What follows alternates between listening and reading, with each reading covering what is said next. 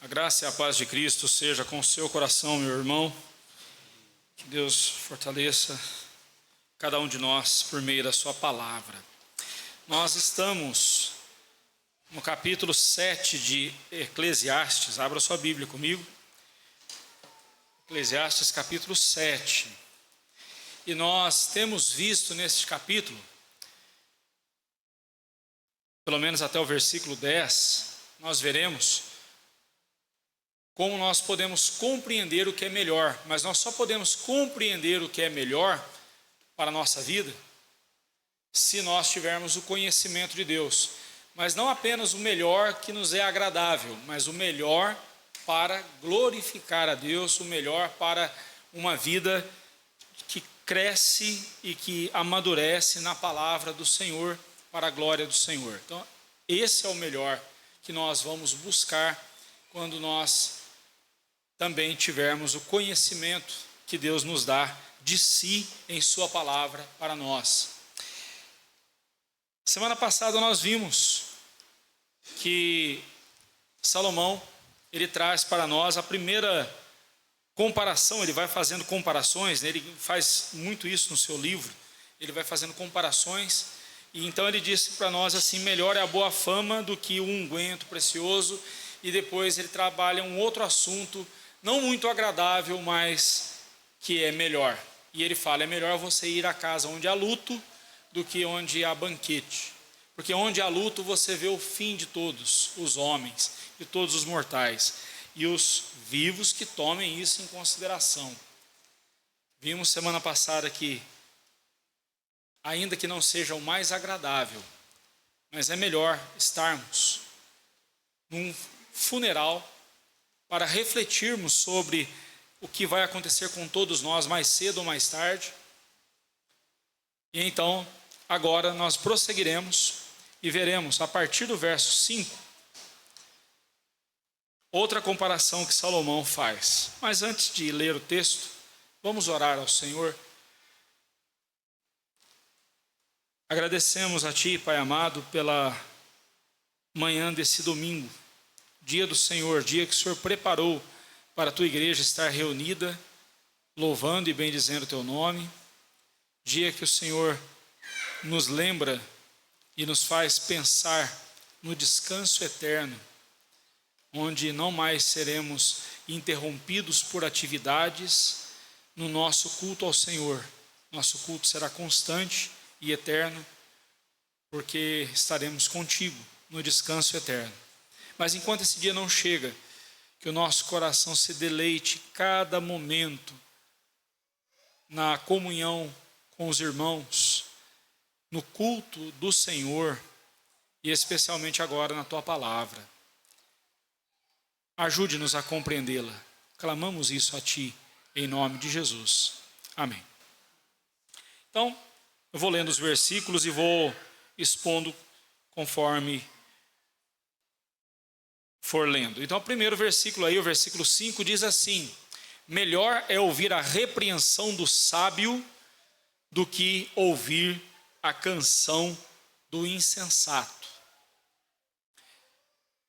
A palavra repreensão aqui, o sentido dela é de reprovação.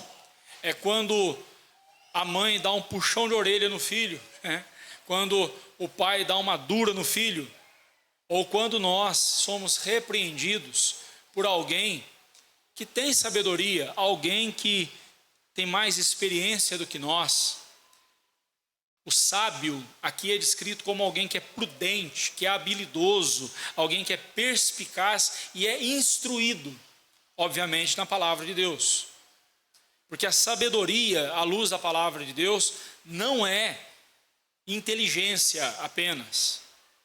A inteligência faz parte, é um dom de Deus, mas a sabedoria, ela é a prática da palavra de Deus, é saber colocar em prática a palavra de Deus na nossa vida com temor a Deus, porque a sabedoria, a Bíblia diz, o princípio dela é o temor ao Senhor.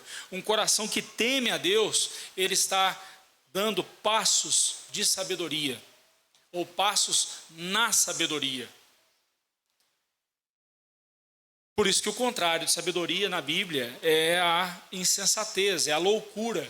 E loucura na Bíblia não é doença mental, como se pensa hoje em dia. Loucura na Bíblia é alguém que não se importa com Deus, alguém que não teme a Deus, alguém que não faz questão de conhecer a vontade de Deus e muito menos de praticá-la. Esse é o louco, esse é o insensato que a Bíblia chama. Então é melhor você ser repreendido por alguém que tem essa bagagem na palavra de Deus, e não só na palavra, mas alguém que teme a Deus, que considera Deus em todos os momentos da sua vida, que considera Deus em todos os seus caminhos. É melhor você ser repreendido por essa pessoa, por uma pessoa assim, do que ouvir canções de um insensato. Mas a palavra canção aqui, no hebraico, tem o sentido de elogio. Então não é só uma música, mas é um elogio, é uma bajulação. Você ser repreendido, ainda que isso machuque, ainda que isso doa na sua alma, é melhor você ser repreendido por alguém temente a Deus do que você ser elogiado, massageado no seu ego por alguém que não teme a Deus, por um insensato. Você demonstra sabedoria quando você, ao ser repreendido por um sábio, lembre-se, sábio é aquele que teme a Deus, não é alguém com a cabeça cheia de filosofias, não é isso. Porque alguém com a cabeça cheia da filosofia humana e não teme a Deus é um louco. É um louco. Mas alguém que teme a Deus, alguém que ama o Senhor, repreendendo você, é muito melhor, é infinitamente melhor do que você ser aplaudido, elogiado, afagado no seu ego, bajulado por alguém que não teme a Deus. Não estou dizendo que é mais gostoso. Não, não é mais gostoso, não. Não é. É duro a gente ser repreendido, não é mesmo? Eu já fui várias vezes na minha vida e eu acho que nascerei muitas outras.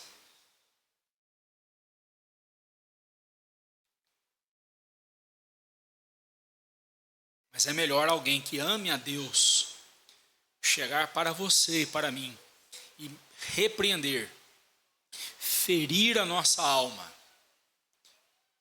e nos ajudar no caminho da sabedoria do que nós ouvirmos elogios de alguém que não tem compromisso com Deus, que nem teme a Deus, não está nem aí para Deus.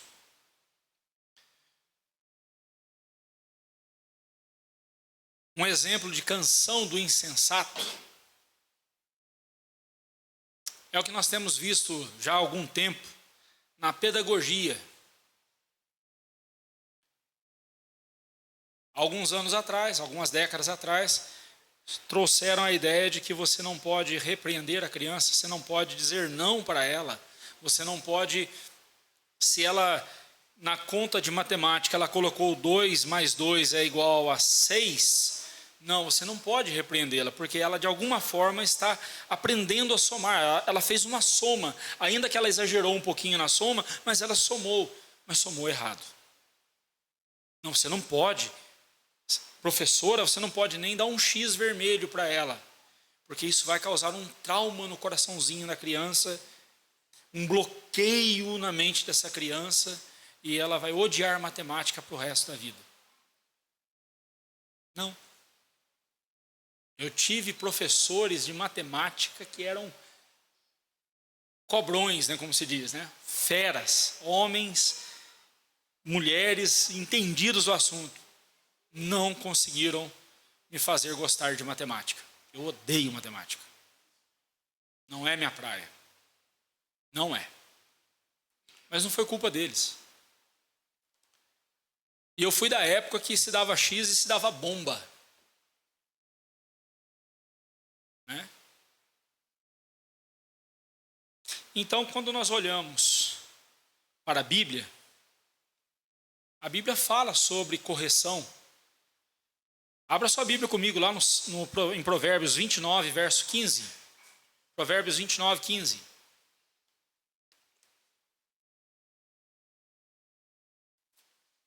Eu peço que você leia junto comigo, Provérbios 29, 15. Vamos juntos? A vara e a disciplina dão sabedoria, mas a criança entregue a si mesma vem a envergonhar a sua mãe. O que é uma criança entregue a si mesma? É a criança fruto dessa educação, de que você não pode dizer não, você não pode repreender, você não pode dar uma dura na criança. Você não pode. Senão você vai bloqueá-la. Quem é mais sábio? Deus, sua palavra ou a pedagogia humana? Quem é mais sábio? Interessante que nós, olhando para a palavra de Deus, nós vamos ver que desde aquele momento em que Adão foi expulso, ou caiu e foi expulso, desde aquele momento, Adão necessita da orientação de Deus, e não só Adão, mas todos os seres humanos que vieram depois, todos nós necessitamos de orientação. Nascemos necessitados de orientação, vivemos e a cada dia necessitamos de orientação, para as coisas mais simples da vida, às coisas mais complicadas. Desde procurar um endereço que você não sabe, você está dirigindo e aí você pergunta para um, pergunta para outro. Hoje já inventaram o GPS, graças a Deus, inventaram esse negócio. Facilita muito a vida da gente. Mas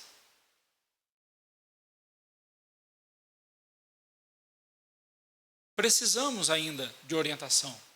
E na orientação, no pacote da orientação, vem a repreensão.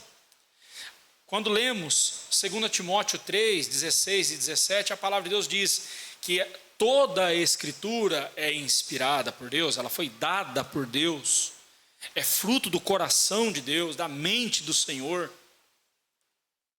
E por isso ela é útil para ensino, para repreensão, para a correção e a educação na justiça. Note que no pacote todo está a repreensão. Por quê? Porque nós aprendemos, somos ensinados. Mas nosso coração, por natureza, ele se desvia do que foi ensinado. Então, ele precisa ser repreendido. E a repreensão, ela diz assim: pare o que você está fazendo. Pare agora. Volte a sua atenção para mim. Olhe para mim aqui, nesse momento. É assim que você tem que fazer, agora você vai corrigir. E a correção é ensinar a fazer o certo. Na repreensão eu mostro o erro, na correção eu mostro o acerto. É nessa direção que você tem que seguir. E aí você faz um plano, um planejamento para que o seu coração caminhe na justiça. É o que a Bíblia chama de educação na justiça. Quem faz o autoconfrontação comigo está enjoado de ver aquela folha de estudo bíblico e aplicação, né, que é baseado justamente nisso. O ensino, repreensão, correção e educação na justiça. Um material muito bom, baseado na palavra de Deus. Eu vou para a Bíblia, vejo o que a Bíblia me ensina, sou repreendido por ela porque eu estou errando, sou corrigido por ela porque ela me mostra o que é certo e como eu vou fazer isso. E aí, então, depois de ser plenamente capacitado por Deus, ele me diz: agora desenvolva tudo que você aprendeu, desenvolva um plano de ação para você vencer esse pecado na sua vida. Se Deus me corrige, por que eu não também corrigirei ou repreenderei meus irmãos em Cristo? Por que eu não aceitarei a repreensão dos meus irmãos? Se eu sou filho de Deus, eu tenho que ser humilde e quando for repreendido, dizer: pequei. E muito obrigado porque você está me repreendendo. Porque isso mostra que você se preocupa comigo, você me ama. Mas mais do que a mim, você ama a Deus, porque você está obedecendo a Deus. Que é Deus quem manda a gente cuidar uns dos outros. Quando a Bíblia fala, aconselhai-vos uns aos outros, ela está falando dessa mutualidade de cuidado. Nós devemos cuidar uns dos outros.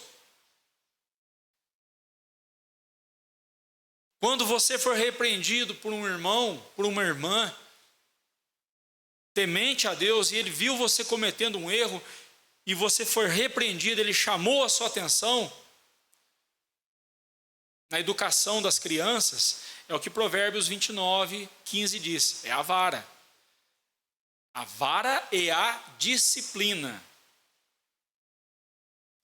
A vara, você, pai, não usa no seu filhinho, na sua criança, para castigá-lo, para puni-lo. Se você fizer isso, você está em pecado. Você está pecando contra Deus. Porque punir não é dever nosso. Punir não é prerrogativa nossa, é só de Deus. E a punição é o inferno. A punição é o inferno. Então você não deve punir os seus filhos. Você deve repreendê-los, corrigi-los e instruí-los. E a vara, ela entra e deve entrar sim em ação. Pastor, essa sua mensagem vai para a internet, vão prender você, por isso eu não estou nem aí. Estou preocupado com isso. Eu estou preocupado em cuidar do seu coração, em orientar você, especialmente você que tem filho pequeno. Vara é necessário sim. Não é espancamento não, irmãos. Não é machucar a criança também não. Mas a vara tem que ser associada ao ensinamento, à disciplina. Veja que é a vara e a disciplina. E disciplina aqui não é só a correção física, disciplina aqui também é a preventiva, é a formativa, é a educativa, aquela que você dá antes.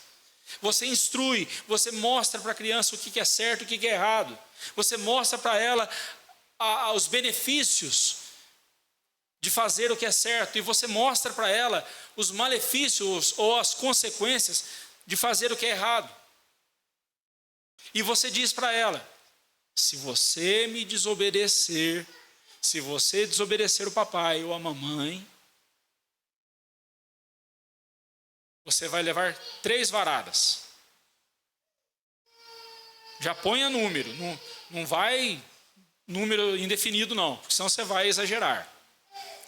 Aí você vai fazer igual eles faziam nos tempos de Jesus. Eles davam 39 açoites, 40 açoites menos 1, ou seja, 39 açoitadas na pessoa, porque eles pensavam assim, vai que se a gente der 40, a gente exagera. Depois de ter dado 39, é brincadeira, né?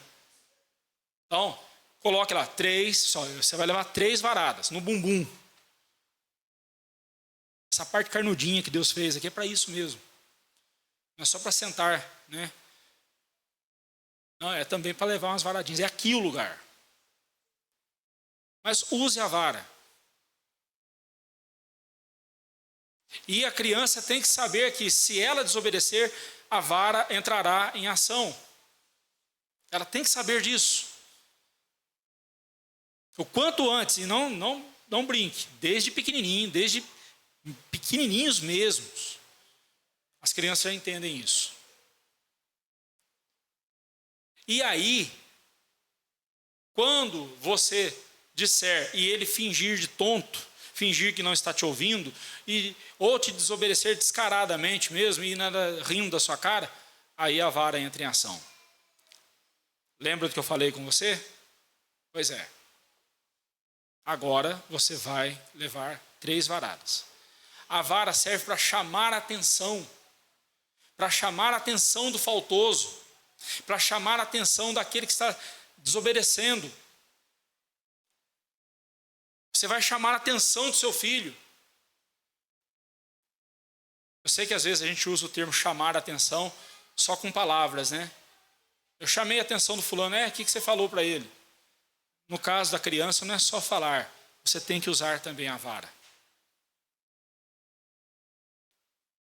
A disciplina eclesiástica, quando um membro necessita ser disciplinado, quando há necessidade de que o conselho discipline algum irmão faltoso, algum irmão que esteja cometendo algum pecado notório e precisa ser disciplinado, a disciplina não é para expor o irmão, não é para humilhar o irmão e dizer que ele é um miserável pecador e que a igreja deve olhar para ele execrando ele. Não, não é isso não. A disciplina serve para chamar a atenção do pecador para o arrependimento. Às vezes a pessoa está tão dura no seu pecado, está tão cega no seu pecado, que ela nem vê que o que ela fez é um pecado. E aí você fala com a pessoa, e a pessoa ainda diz, não, não é assim não. Você está entendendo errado. Meu irmão, à luz da palavra de Deus, isso que você está fazendo é pecado. Não, isso é interpretação sua. É nessa hora que entra a disciplina. Nessa hora que entra a disciplina.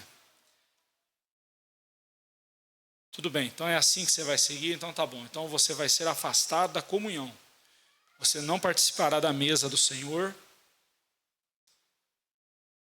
Você não orará em público.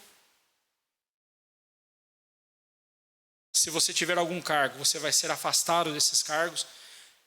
É uma forma da pessoa, a hora que ela estiver no momento da ceia, vendo a ceia acontecendo, é nessa hora que aquela pessoa vai pensar assim, puxa vida, eu estou perdendo a ceia, porque eu estou sendo duro de coração, porque eu fui repreendido e não admiti o meu erro, o meu pecado.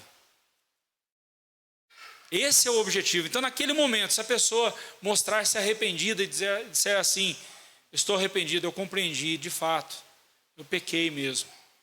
Eu estou arrependido de ter feito aquilo. Pronto, a disciplina acaba. A pessoa deve ser restaurada. Não há por que mais discipliná-la. Ela já chegou aonde ela deveria chegar, ou seja, ao arrependimento. A vara que você usa com seu filho é a mesma forma.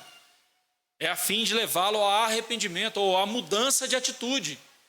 Toda vez que você falar com ele, opa, eu sei que se agora eu desobedecer, alguma coisa que eu não gosto vai chegar aí. Ele vai entender isso. E ele vai entender isso. Uma vez perguntaram para um pastor, pastor, meu filho tem 3 anos, quando que eu começo a usar a vara com ele? Você já perdeu 3 anos. Você já perdeu 3 anos. E para quem tem filho pequeno eu digo, use o quanto antes para parar o quanto antes. Use o quanto antes. O quanto antes o seu filho entender que desobediência traz dor, desobediência traz vergonha. O que diz o texto? A criança entregue a si mesma, o que ela faz? Envergonha a sua mãe.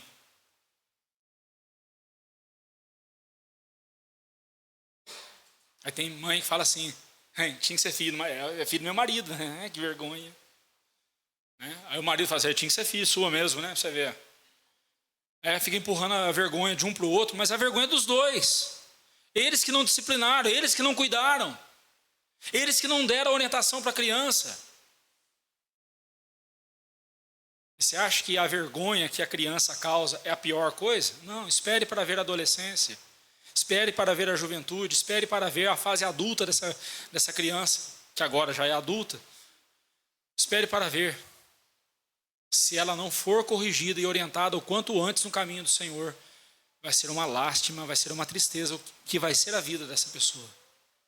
A menos que a graça de Deus intervenha e mude tudo.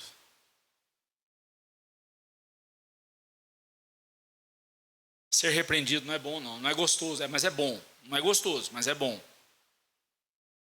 O pregador, Salomão, então, dá mais uma razão pela qual nós devemos nos apegar à repreensão do sábio, por mais amarga e dolorosa que ela seja, e nos afastarmos daqueles elogios, daquelas palavras bajuladoras, ditas por pessoas insensatas.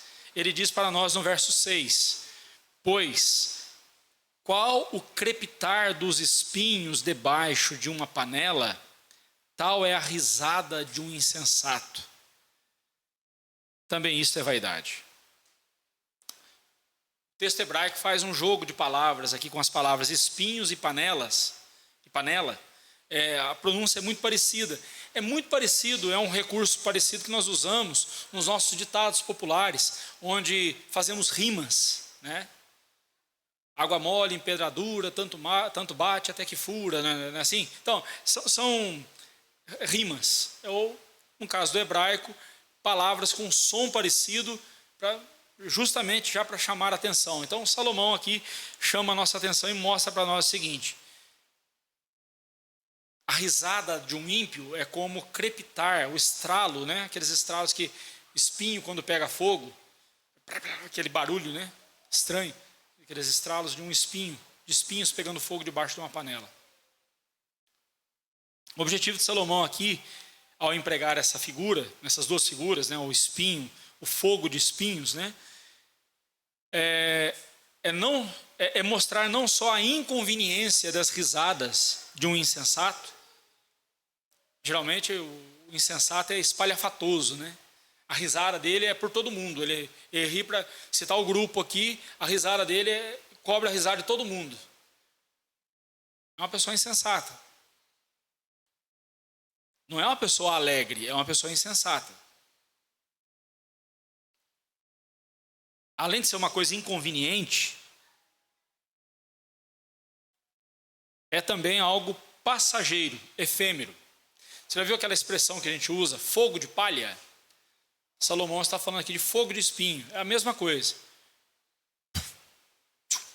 Desaparece.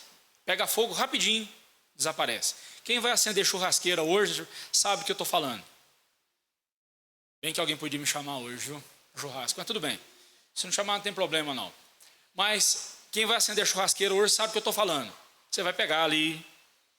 Aí cada churrasqueiro tem a sua técnica para acender churrasco, né? Não, você tem que pegar um chumaço de papel e pôr óleo de comida, né? Óleo de soja. Não, você pega um pão velho, põe álcool nele e não sei o quê. Cada um parece uma macumba o negócio. Cada um faz uma coisa, né? E aí você vai de um jeito, põe fogo ali, daqui a pouco desapareceu o fogo. Não deu certo. Porque o fogo que importa não é o fogo ali, aquele do papel, o que seja. É o fogo que vai ficar no carvão, que vai virar brasa depois. Esse é o fogo que você quer. Mas a risada do ímpio, a alegria do ímpio, é fogo de palha.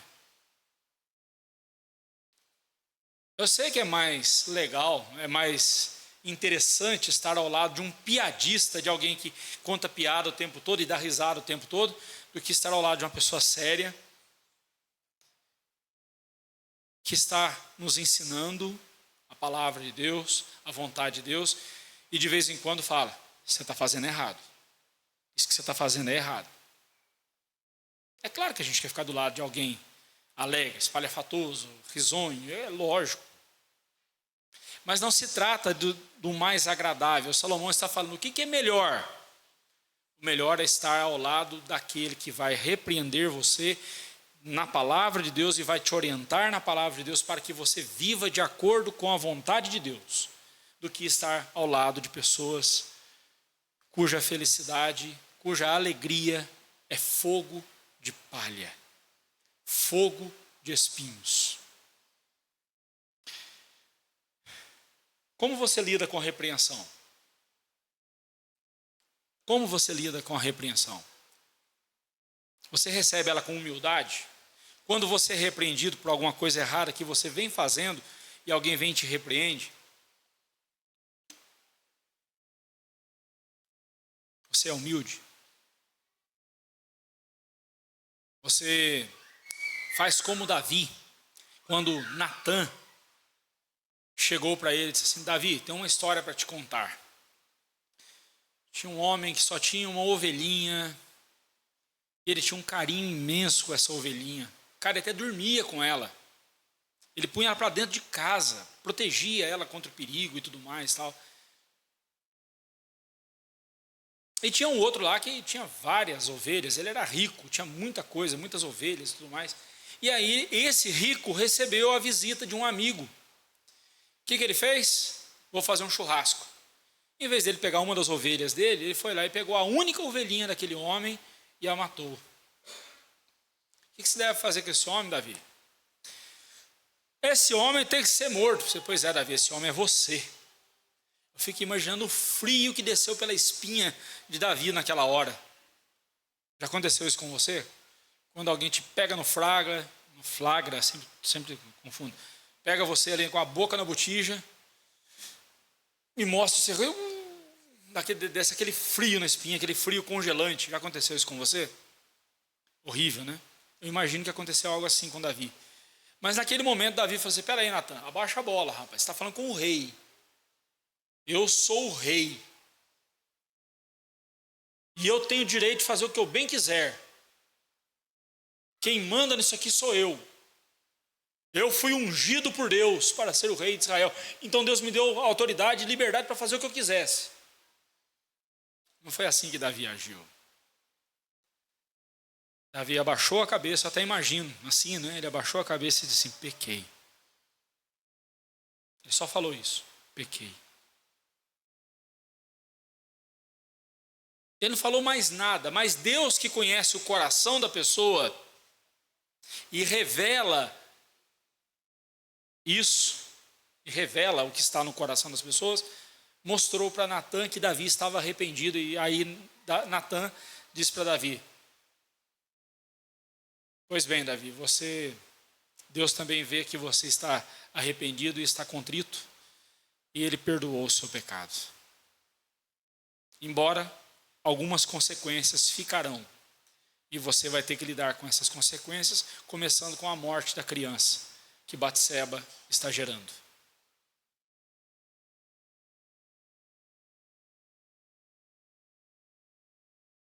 E aí nós sabemos o desfecho da história, muito triste.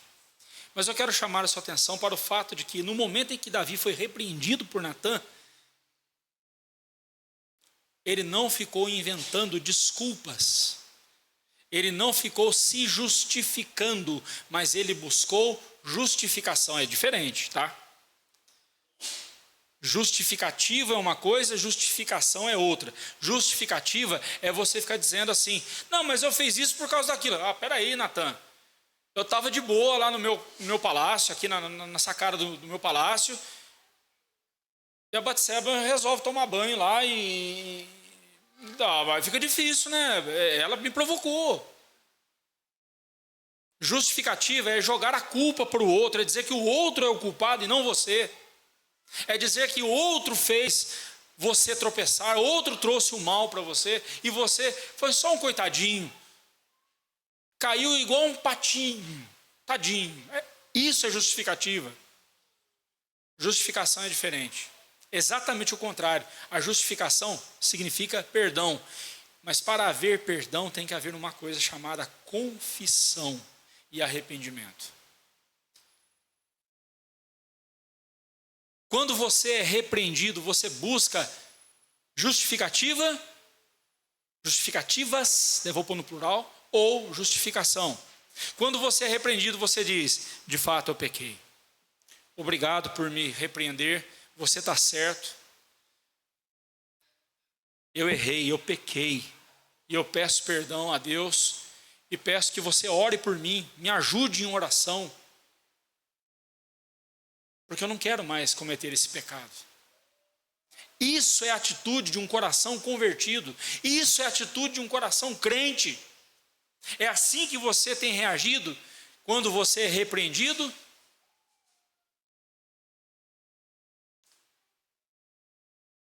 Ou você não admite ser repreendido?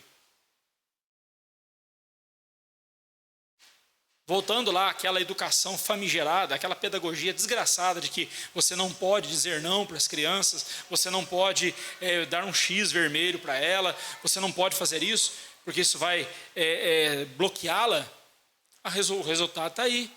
Os adultos de hoje em dia foram aquelas crianças.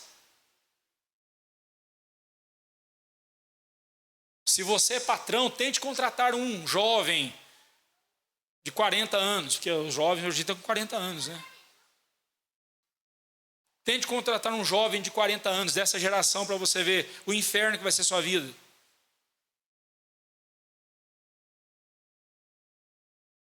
E se você acha que o fundo do poço é o fim, quero dizer para você que o fundo do poço tem porão. Você vai pegar essa rapaziada mais nova, não estou dizendo que é todos, tá? Por favor.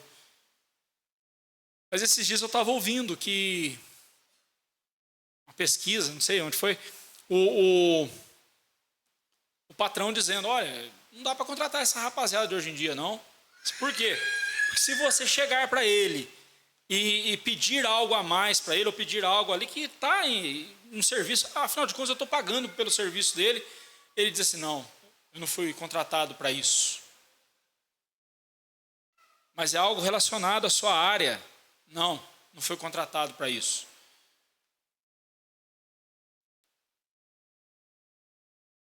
Teve um caso em que um desses jovens foi demitido e ele processou a empresa por ter sido demitido e alegou que ele ficou muito triste. Resumindo, é uma mimiseira, é uma choradeira. Mas o que é isso? É o resultado dessa educação miserável que foi dada, ou que não foi, né? A educação que devia ser dada não foi. É uma geração que foi criada para envergonhar os seus pais. Porque foi uma geração entregue a si mesma para fazer o que bem quisesse. Que foi educada para, se te der prazer, faça. Se não te der prazer, se não for legal, mude de emprego ou faça outra coisa. Eu quero dizer para você, pai, para você jovem, para você criança, quero dizer para todos aqui, a vida não dá essa escolha para a gente. Veremos mais à frente, haverão dias de alegria, mas haverão dias de adversidade. E tudo isso vem da mão de Deus. Tudo isso vem da mão de Deus.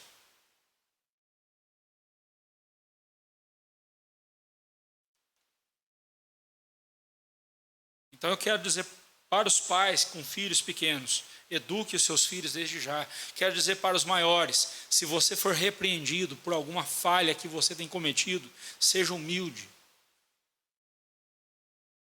Confira o que você está ouvindo com a palavra de Deus. E se você vir que o que a pessoa está lhe dizendo, repreendendo, está de acordo com a palavra de Deus e você está em desacordo com a palavra de Deus, seja humilde e diga, pequei, preciso da sua ajuda. Ore por mim. Se você me encontrar fazendo alguma coisa errada, pode me repreender, por favor, me ajude. Sabe por quê, irmãos? Nós somos desorientados por natureza. Nós precisamos de orientação, mas não de uma orientação qualquer. Nós precisamos da orientação da palavra de Deus. Como eu já mostrei para você em outras mensagens aqui em Eclesiastes, a palavra de Deus, ela nos orienta não só para ter uma vida, essa vida aqui, de acordo com a vontade de Deus, mas também para a vida eterna, para a eternidade. E é por isso que ela machuca, é por isso que ela lapida o nosso coração, é por isso que ela nos faz sangrar muitas vezes. Porque Deus, através da sua palavra, está trabalhando em nós o caráter de Jesus Cristo.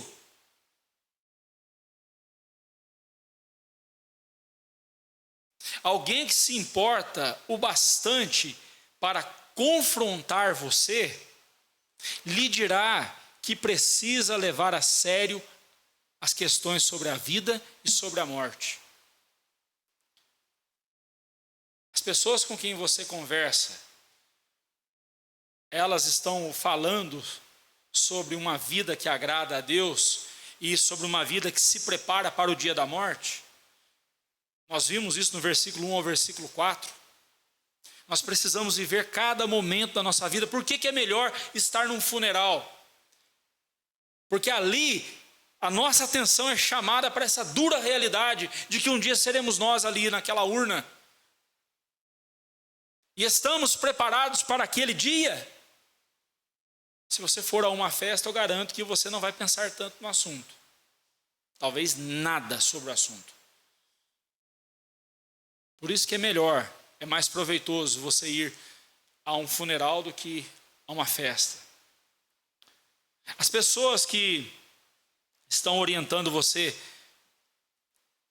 são sábias, porque pessoas sábias lhe dirão todas as coisas que o livro de Eclesiastes e a palavra de Deus num todo nos ensina. Pessoas sábias lhe dirão que viver pelo prazer e pelo trabalho, por lucro egoísta, é correr atrás do vento. É correr atrás do vento.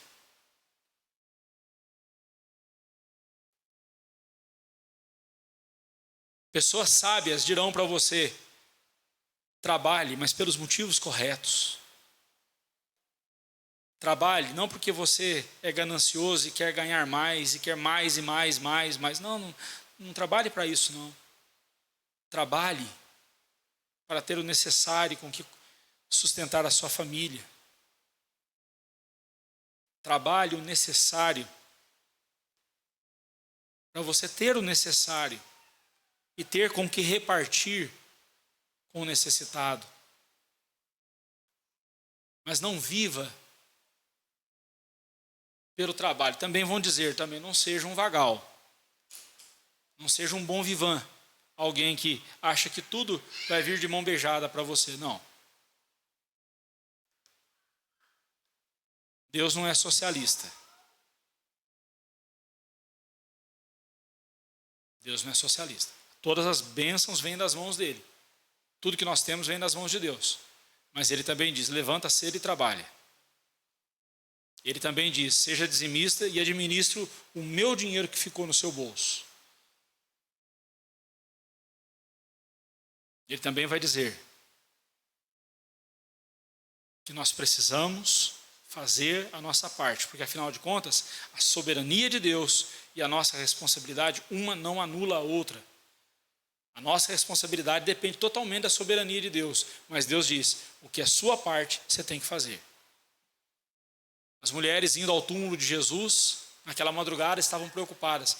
Tem uma pedra enorme na entrada do túmulo, e como é que a gente vai remover aquilo? Somos apenas 2 mulheres, como é que a gente vai remover aquela pedra enorme? Chegaram lá, a pedra já estava removida. Deus, pelo seu poder, fez aquilo. Mas o ir até o túmulo, o levar o bálsamo para embalsamar o corpo de Jesus, era dever delas. Deus não fez nenhum milagre aparecendo bálsamo para elas ali. Deus não fez nenhum traslado ali espiritual, né? Tirou daqui e pôs ali. Não. Elas tiveram que fazer a parte delas. É assim a nossa parte. Pessoas sábias dirão isso para você. Pessoas sábias não vão dizer para você assim, cara, da sua vida cuida você, rapaz. Não deixa ninguém meter o nariz na sua vida, não. Segue a sua vida. Pessoas sábias não dirão isso. Pessoas sábias dirão para você, caminhe junto ao povo de Deus. Caminhe junto ao povo da aliança. Porque quando o povo da aliança está reunido, o que eles ouvem é a palavra de Deus. Porque o que você precisa é a palavra de Deus. Pessoas sábias lhe dirão que Deus tem um tempo para tudo, inclusive um tempo do seu nascimento e o tempo da sua morte. Assim como você e eu não sabíamos quando nós iríamos nascer, aliás, só tomei consciência disso muito tempo depois que eu nasci, da mesma forma eu também não sei o dia da minha morte. Mas o que está entre um e outro, né? O dia do meu nascimento e o dia da minha morte, o que está no meio é minha responsabilidade. E eu tenho que viver para a glória de Deus. Pessoas sábias me ajudarão a fazer isso. Insensatos me aplaudirão quando eu estiver errado. Insensatos darão risadas o tempo todo, especialmente quando eu cair. Na minha frente me aplaudirão, quando eu der as costas, rirão de mim. São os insensatos. Pessoas sábias também dirão que é melhor ser ferido com o aguilhão da repreensão amorosa e sábia, que nos levará à alegria eterna, a sermos aplaudidos pelos insensatos, cuja alegria é como um fogo de palha, bem diferente do fogo eterno que os espera. Bem diferente. Ser sábio implica também em buscar lugares onde você receberá repreensão sábia, em vez de buscar lugares de algazarra e baderna, que só servem para distraí-lo e desviá-lo da questão mais importante e grave da sua vida, que é onde você vai passar a sua eternidade. Você quer ser sábio andando com insensato? Você quer adquirir a sabedoria andando com pessoas estultas e que não temem a Deus?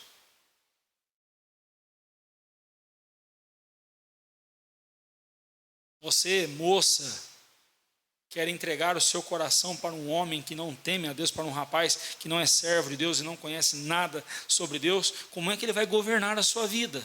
E você, rapaz, quer ser o cabeça de um lar, cuidando de uma moça, mas você não sabe nem onde está o livro de Josias na Bíblia? Acha o livro de Josias aí rapidinho. Não tem, viu? É brincadeira. Não tem Josias na Bíblia não, só o personagem, mas não tem o livro. Ai meu Deus, eu escutei umas folhas virando aí. Ai, mas não, estou brincando. Você não sabe governar o seu coração à luz da palavra de Deus e quer governar o coração de uma moça? Você, pai, está entregando a sua filha para um homem que não sabe nada sobre Deus e que não tem compromisso nenhum com Deus, só porque ele tem um bom emprego, só porque ele tem já alguns bens, só porque ele é um cara boa pinta. Você vai entregar a sua filha para esse cara, para esse rapaz que não teme a Deus, que não é sábio, que é insensato.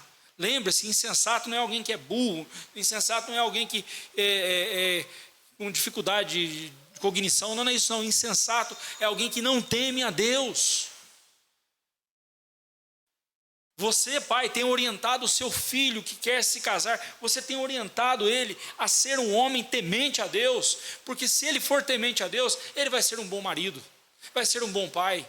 Aliás, você quer ser o melhor empregado no seu trabalho, você quer ser o melhor patrão, você quer ser o melhor esposo, a melhor esposa, o melhor filho, o melhor pai, a melhor mãe. Você quer isso?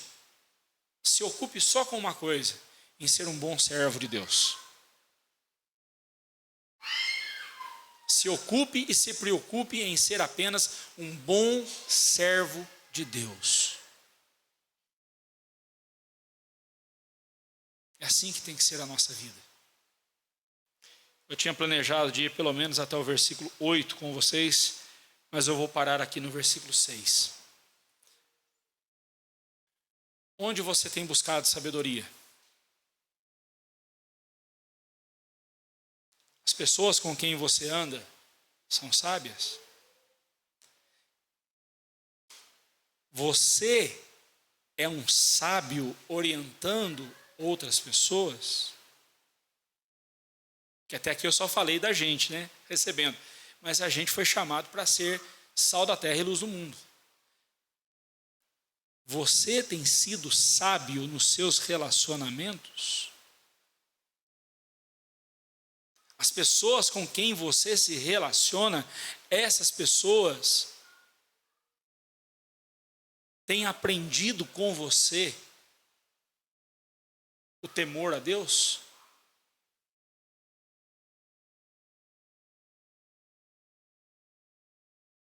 Que Deus nos abençoe. Que Deus nos ajude a compreender a vontade dEle e com sabedoria andar na presença do Senhor. Amém. Nos coloquemos em pé e cantemos o hino dos